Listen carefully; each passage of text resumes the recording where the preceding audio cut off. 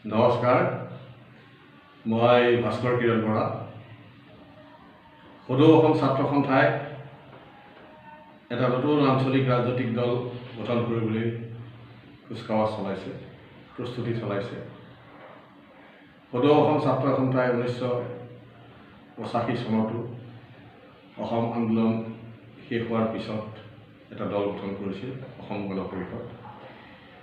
এই দলটোৱে অসমীয়া মানুহৰ আশা আকাংক্ষা পূৰণ কৰাত বিফল হ'ল আৰু সদৌ অসম ছাত্ৰ সন্থাই এই দলটোক বিশ্বাসঘাতকৰ নেতাবোৰক জাতিদ্ৰোহী বুলি আখ্যা দিছে।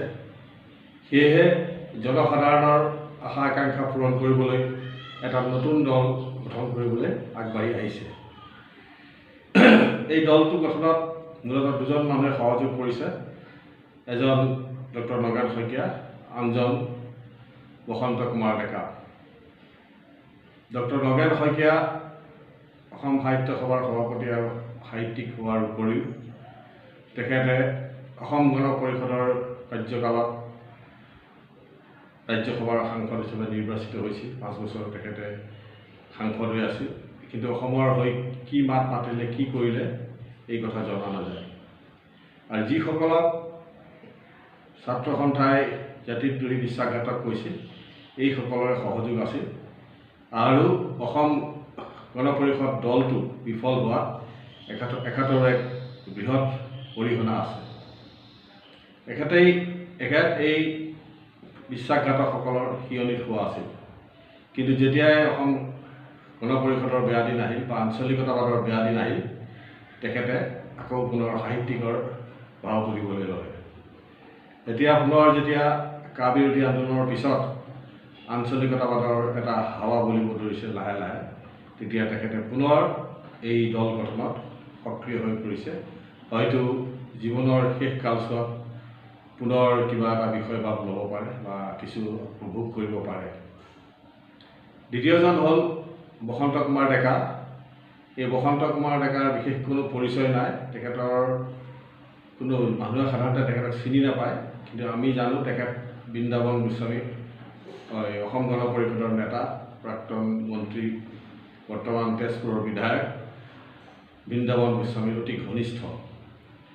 তেখেতৰ সদায় এটাই ভূমিকা আছে যে বৃন্দাবন গোস্বামী কেনেকৈ সবল হৈ থাকে।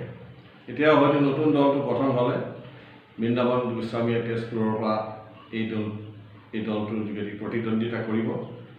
কাৰণ বৃন্দাবন গোস্বামী এইবাৰ মিত্ৰজোঁটে বিজেপি মিত্ৰজোঁটে হয়তো টিকেট দিয়াৰ আশা খুব কম আছে।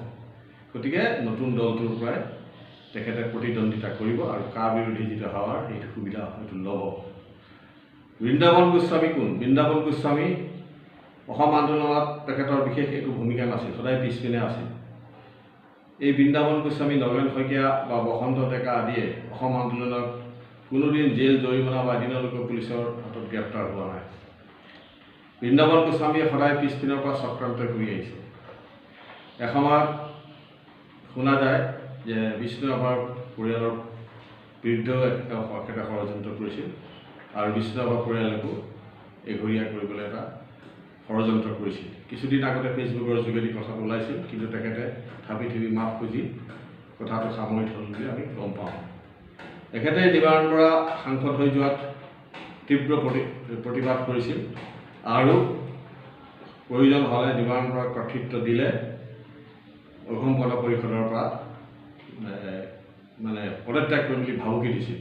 কিন্তু এইজন বৃন্দাবন গোস্বামী যেতিয়া অসমীয়া বিদ্বেষী আব্দুল মহিম মজুমদাৰ অগপৰ মন্ত্ৰীসভাত স্থান পাইছিল, তেতিয়া কিন্তু কোনো মাত মতা নাছিল।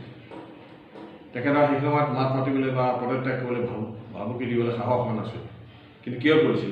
এইবিলাকেই তেখেতসকলৰ স্বৰূপ, কিমান আঞ্চলিকতাবাদী, কিমান জাতিপ্ৰেম এইবিলাকৰ পৰা ওলায়। মই বৃন্দাবন গোস্বামীৰ লগত ৰাজহুৱাভাৱে সন্মুখাসন্মুখী হ'বলৈ প্ৰস্তুত আছোঁ। যদি সাহস আছে, বৃন্দাবন গোস্বামীয়ে মোৰ কথাবিলাকৰ উত্তৰ দিয়ক আৰু ৰাজহুৱাভাৱে মোৰ সন্মুখীন হওক। মই নতুন প্ৰজন্মই বহু কথা নাজানে, এইসকল ব্যক্তিক চিনাই দিয়া উচিত। কাৰণ এবাৰ আমি ঠগ খালোঁ, পুনৰ এটা জাগৰণ হৈছে, আগৰ দৰে নহয়। আগৰ দৰে এটা সন্মিত শক্তি হোৱা নাই, এটা সৰু জাগৰণ হৈছে। অসম আন্দোলনৰ সময়ত ৰাইজ যিধৰণে হিলদোল ভাঙি আছিল, যিটো আমাৰ একতা আছিল, আজি নাই। সৰুকৈ হ'লেও কিন্তু এই জাগৰণটো পুনৰ বিপথে পৰিচালিত কৰিবৰ কাৰণে এটা ষড়যন্ত্ৰ হৈছে। গতিকে যিসকল প্ৰকৃত জাতীয়তাবাদী আছে, যিসকলে জাতিক সঁচাকৈ ভাল পায়, সেইসকলে এই কথাবিলাক জনা উচিত আৰু এইসকলক এঘৰীয়া কৰিহে আমাৰ সংগ্ৰাম কৰা উচিত। নহ'লে কিন্তু আকৌ আগৰ দৰে সকলো খোজ পাছ হ'ব। কাৰণ আমি সদা প্ৰস্তুত জাতিৰ বাবে ত্যাগ কৰিবলৈ, মই বা মোৰ দৰে বহুত মানুহ আমি সদা প্ৰস্তুত, কিন্তু এইসকল ব্যক্তিৰ লগত আমি সংগ্ৰাম কৰিবলৈ আৰু পুনৰ পৰা প্ৰস্তুত নহয়। সেয়েহে ৰাইজৰ জ্ঞাতাৰ্থে, ৰাজহুৱা স্বাৰ্থত কথাবিলাক দাঙি ধৰিলোঁ। আশা কৰোঁ কথাবিলাক বুজি পাবলৈ চেষ্টা কৰিম। নমস্কাৰ, জয় আহোম।